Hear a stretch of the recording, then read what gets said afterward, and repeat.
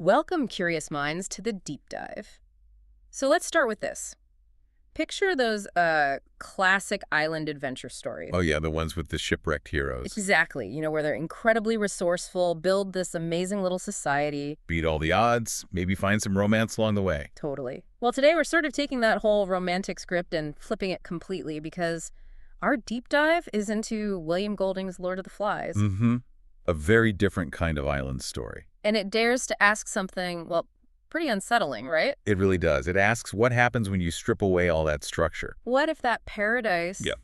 isn't actually a sanctuary? What if it's more like a crucible, a real test? It's a really profound question Golding raises. He forces us, to look at a much darker side of human nature. Exactly. So our mission today is basically to unpack that, Golding's whole examination of, well, us. Humanity. And the flaws in society itself, not just individuals. Right. And what happens when that thin layer of civilization just gets, ripped away? We're going to get into the symbolism, the characters, the big comparisons. Which have kept this book so relevant, sparking what some critics still call a running controversy over what it all means. For sure. And we're drawing straight from Golding's novel, obviously, but also critical analyses forwards. Yeah, materials that really help us dig into why it's so debated and powerful. Okay, so let's dive in. Golding sets the scene on this beautiful Pacific island, unpopulated, described as a paradise of flowers and fruit. Sounds idyllic. Totally. And the boys, they're mostly British school kids, aged 6 to 12. They land there after their plane crashes. They were escaping an atomic war. So they arrive with that backdrop of adult failure already looming. Yeah, good point. But initially, they're just thrilled like this is going to be real fun before the grown-ups find them. That initial picture of the island, it's so important. Golding makes it seem like Eden, almost. Lush, plenty of water. But it's a setup, isn't it? Absolutely. It contrasts sharply with what unfolds. You almost feel the landscape itself start to change or reflect their inner state. It gets hotter, there are creepy vines. A bird with a witch-like cry. It feels less like an innocent paradise and maybe more like a fallen one from the start. So the stage is set. And right away, we get these character introductions. Ralph, the fair boy, meets Piggy, the very fat boy. And their differences are stark. Piggy, despite his asthma and, his appearance, which the others mock, he's the thinker. He's got the analytical brain. He sees the conch shell. Understands its value immediately, knows how to make it work. He tells Ralph how to blow it. And Ralph does. That booming sound gathers all the scattered boys. It's like the first step towards order. But then, almost immediately, you get the counterpoint. Jack Merridew and his choir. In their black cloaks. Yeah, marching like this vaguely evil military unit. It's such a strong image. Golding's not subtle there. No. And the details, like Jack's gold badge versus Ralph's belt with a snake clasp, Golding is hinting right away, this isn't going to be simple good versus evil. It's complex from the get-go. Definitely. So they hold their first assembly. Ralph gets elected chief, which seems like a win for, common sense. Establishes some initial structure. And Jack gets put in charge of the hunters. They explore, find out the island's definitely uninhabited. Things look okay. For a moment, yeah. But that vision cracks really, really quickly. Almost instantly. One of the little ones, the little boy with the mulberry birthmark. He brings up the snake thing, or the beastie. And boom, there it is. The seed of fear, as Golding calls it. And Piggy, ever the rationalist, tries to shut it down. You only get them in big countries like Africa or India. Logic versus fear. And fear usually has the edge, doesn't it? Especially in the dark. It fuels that desperate need for rescue, though. They decide they need a signal fire. And whose idea provides the spark? Piggy's, of course. His glasses. His practical intelligence saves the day, or tries to. But even that first big group effort, the symbol of hope and order, it goes wrong. Horribly wrong. The fire just explodes. A savage arm of heat burns a huge chunk of the forest. Their first major failure at control, at working together constructively. And the consequence is just chilling. The boy with the birthmark, he's gone. Vanished in the chaos of that fire. Golding is brutal there, showing us right away this isn't just an accident. It's a direct result of their own, lack of control. It's the beginning of the fall, right there. Innocence is already burning away. And it's incredible how fast that taboo of the old life, as Golding puts it, just starts to evaporate. Those rules they brought with them feel so weak so quickly. That first failure really sets the stage for all the cracks that start showing up. And priorities start diverging almost right away. Yeah, Ralph is trying to be the responsible chief, build shelters, keep the signal fire going, focus on rescue. But he's getting frustrated. Mm. The others just want to play or hunt. Their attention spans are short. Especially Jax. He gets obsessed with hunting, completely consumed by it. Golding's description is intense. Dog-like, uncomfortably on all fours. His eyes nearly mad with the compulsion to track down and kill. He hesitates at first with that piglet. But you feel it building, that desire. And meanwhile, the little Lilins are kind of lost. Yeah, terrified at night, dealing with stomach issues from eating bad fruit, just sort of existing in their own little bubble of fear and emotion. They're vulnerable. And that breakdown of internal rules, we see it starting elsewhere too, with Roger. Oh, Roger! Yeah, throwing stones at Henry. But aiming to miss. Golding says his arm was conditioned by a civilization that knew nothing of him and was in ruins. Wow, that's chilling. It's like the muscle memory of rules is still there, but fading fast. Exactly. Without the grown-ups, the police, the schools, those invisible boundaries just dissolve. Which leads us to, I think, a really critical moment for Jack, painting his face. The mask? It's not just for hunting, is it? It's way more than that. Oh, definitely. Golding says the mask becomes a thing on its own, behind which Jack hid, liberated from shame and self-consciousness. Liberated. That's the key word. And his laughter turns into a bloodthirsty snarling. It's a profound psychological shift. He's shedding the shoulds and shouldn'ts of their old life. Like tapping into something primal. Exactly. That Dionysian idea of just letting instinct run wild, cutting loose from reason, from social custom. And the immediate result of Jack embracing this savagery. Well, it combines with the neglect of Ralph's priorities, the fire. Right. The fire goes out and a ship passes. Devastating. The one chance, maybe their only chance, and it sails by unseen. It's such a gut punch moment in the book. Piggy's furious, Ralph is enraged. You let the bloody fire go out. And just then, who shows up? The hunters, painted faces, chanting. Kill the pig, cut her throat, spill her blood, carrying their first kill. And they're ecstatic, grinning, even though they just cost everyone a rescue. It's so jarring. That contrast says everything about where things are headed. And it leads straight into violence. Ralph confronts Jack. And Jack lashes out, hits Piggy, breaks one of his glasses lenses. Attacking the symbol of intellect and reason again. Precisely. And then Simon, quiet Simon, tries to be kind, gives Piggy his meat. And Jack just loses it, throws meat at Simon, this elemental rage.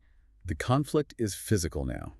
The struggle for control, for the soul of the group, is out in the open. Reason is literally being broken. And things just escalate from there, don't they? The fear of the beast takes over completely. Yeah, fueled by something terrifyingly real, in a way.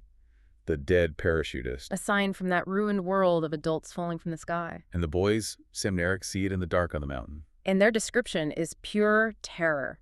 Furry, wings, eyes, teeth, claws. They project all their fears onto it. Becomes the beast from air.